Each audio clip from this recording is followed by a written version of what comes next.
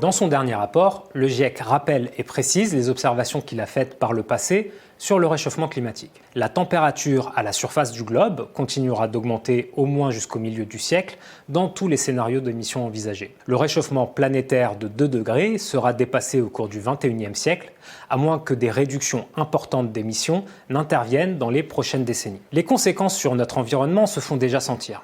Avec un réchauffement planétaire de 1,5 degré, les fortes précipitations et les inondations associées devraient s'intensifier et être plus fréquentes dans la plupart des régions du monde. Les sécheresses seront plus fréquentes et plus graves.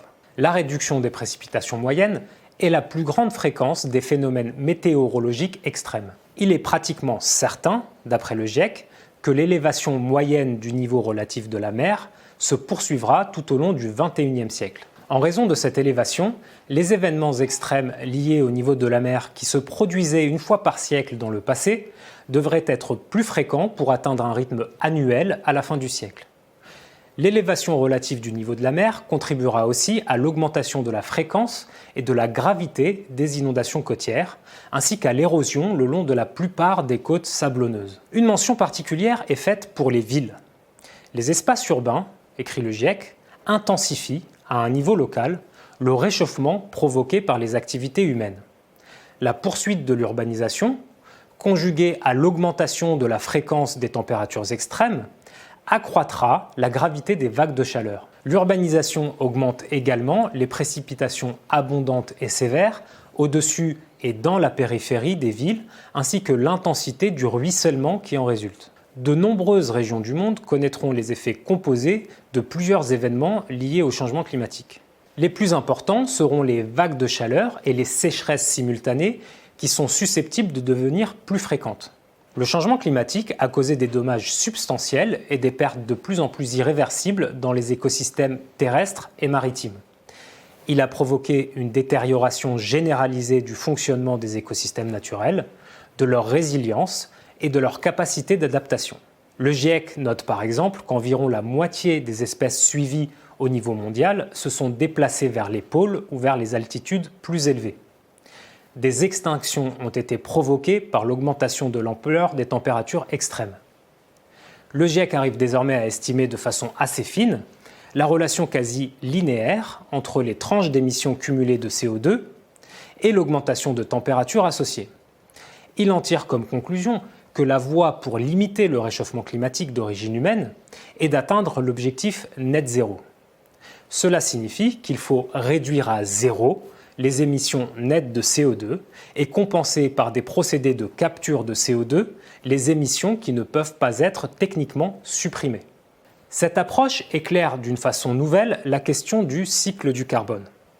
En effet, pour éliminer le CO2 de l'atmosphère et le stocker durablement dans des réservoirs naturels, des méthodes, procédés et technologies récentes ou éprouvées seront à déployer massivement. Parvenir à une maturité politique, économique et technologique conduisant à compenser plus de CO2 que la quantité émise pourra ouvrir la voie à une inversion de la dynamique du réchauffement et du dérèglement climatique. Pour autant, les effets des émissions récentes et actuelles se produiront pendant des décennies, voire des siècles. Enfin, la lutte contre le réchauffement climatique entraîne l'humanité tout entière dans le temps long. Les décisions politiques, économiques et sociales pertinentes qui sont prises aujourd'hui mettront du temps à produire leurs effets.